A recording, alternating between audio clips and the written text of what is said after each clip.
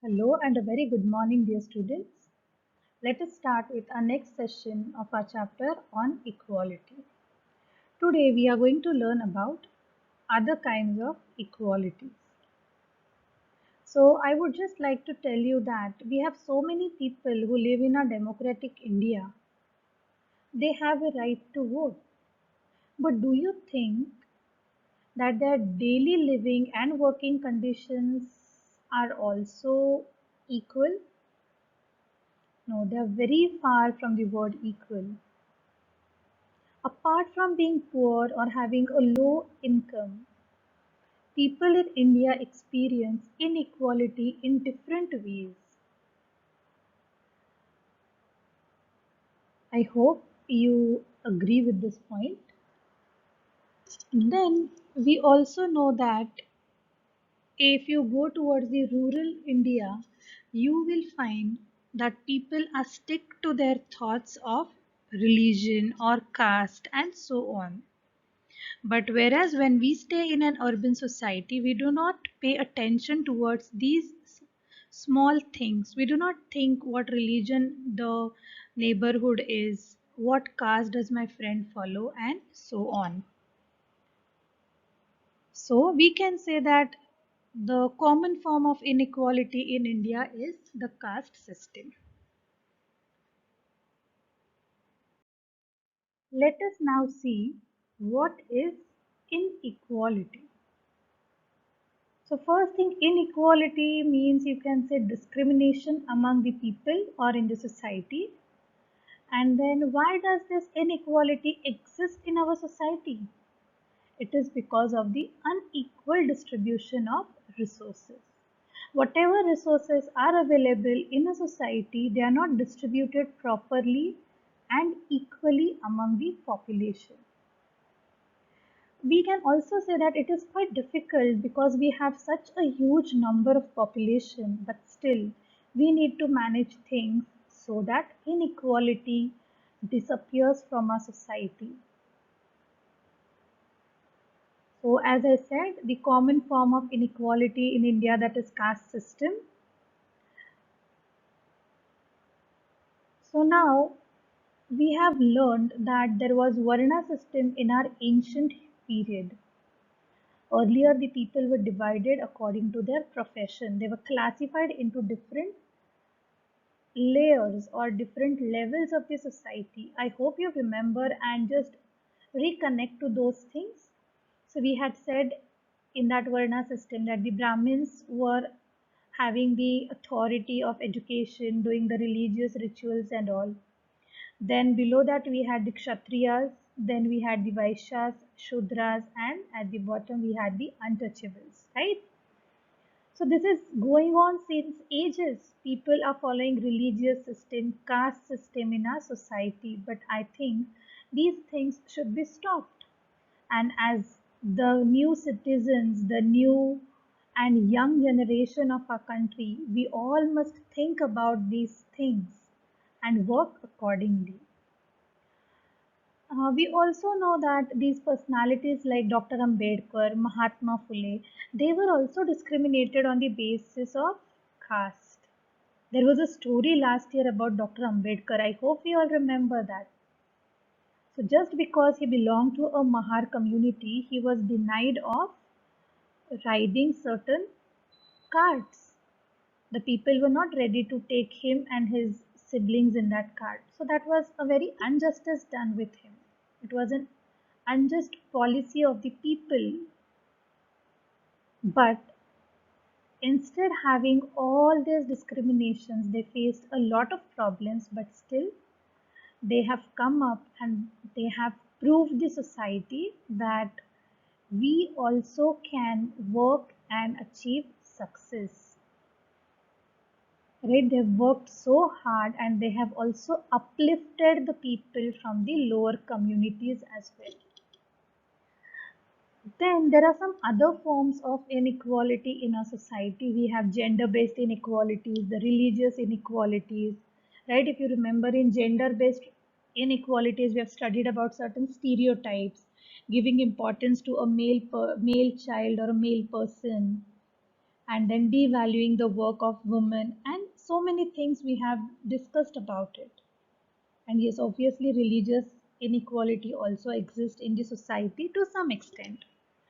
It generally happens when there are marriage proposals all around, right?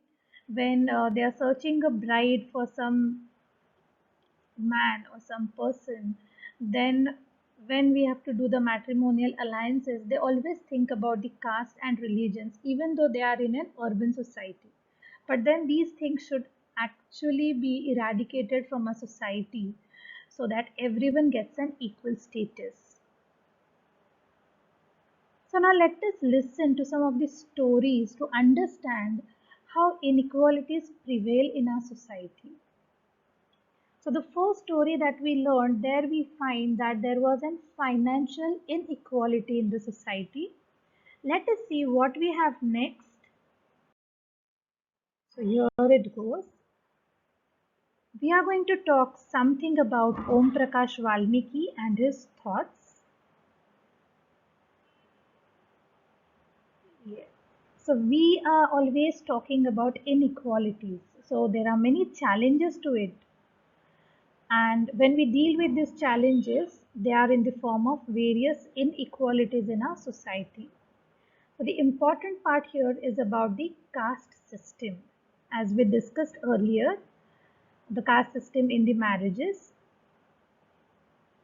So now one such caste-based inequality is highlighted by Om Prakash Valmiki in his autobiography, Jhutan, in which he expresses his experience of inequality faced by him. And I would just like to share his photograph. So he is Mr. Om Prakash Valmiki, and this is the cover page of his book Jhutan. So now let's see more about Om Prakash Valmiki. So here goes the story of Om Prakash. Who was Om Prakash Valmiki first thing? So he was a Dalit, or he had come from the society of untouchable. So we can say they are the broken people, right? They were not looked equally upon.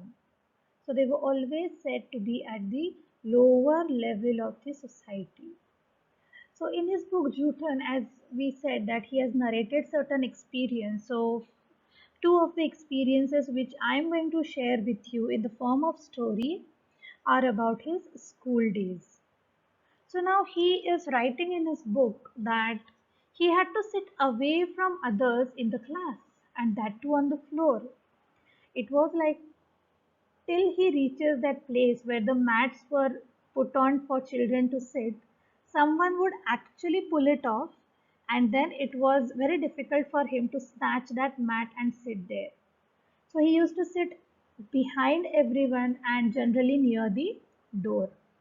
And sometimes the other children would beat him without any reason just because he was coming from a different community, or you can say from a different caste.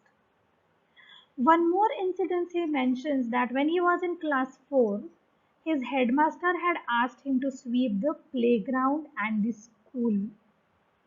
Wondering why? Was that a cleanliness drive? No, it was not a cleanliness drive for everyone. It was only for poor Om Prakash. Why poor? Because a child of class 4 had to do such a lot of painful work. His face was literally covered with the dust particles, and other students were in the classroom getting their education or listening to the teachers what the teachers are saying. But this fellow, he did not utter a word and continued to do the work because his headmaster has asked him. Here, the headmaster went wrong. He should not have done this, right? This continued for a couple of days, and one day, when his father was passing by from the school area, he happened to see Om Prakash sweeping, and he felt very bad for the child. When Om Prakash went home, his father was very angry. The next day, he got Om Prakash near the headmaster, and then he warned the headmaster that this is very wrong what you're doing. So now I hope you understand the discrimination and the exclusion which Om Prakash faced on the basis of caste. And this is what is caste system, and we can call it as caste based inequality. So Om Prakash was made to sit aside only because he came from a lower caste. That was very unjust for a child, right? Don't you think a fourth standard child experiencing such inequality in the school? I hope you have understood this story. So now let us move on to one more story, and the story of Mr. and Mrs. Ansari's.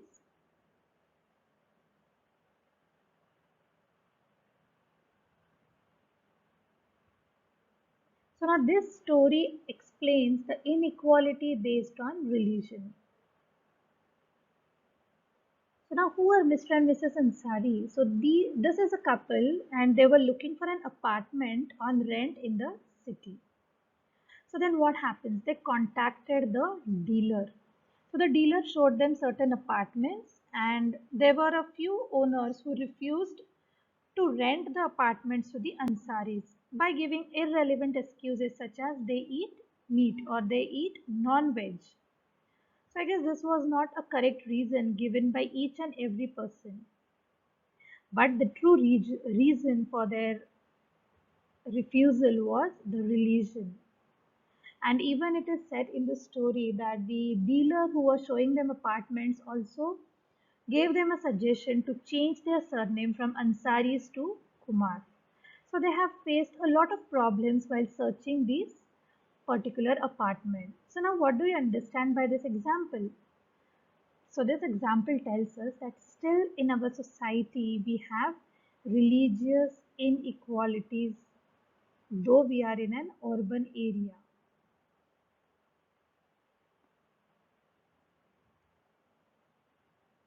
Yes, so this is inequality based on religion. But then finally this couple actually gets an apartment on rent, where there is an old landlady and she agrees to give them the apartment on rent. So now till now we have listened to three stories, and these three stories tell us that how people are discriminated or treated on the basis of caste, religion, financial status, right? So now I just want you to give a thought. Would we like to live in such a society where there are so many discriminations based on different parts, different aspects? I feel no one would like to stay in such kind of a society. So as the new generation, the new young citizens of India, can we just make some effort to try and eradicate these particular inequalities in our society? So just give a thought till we meet for the next time, for the next session. Think and we discuss in the next session. So till then, bye and have a nice day. And yes, stay safe, stay at home.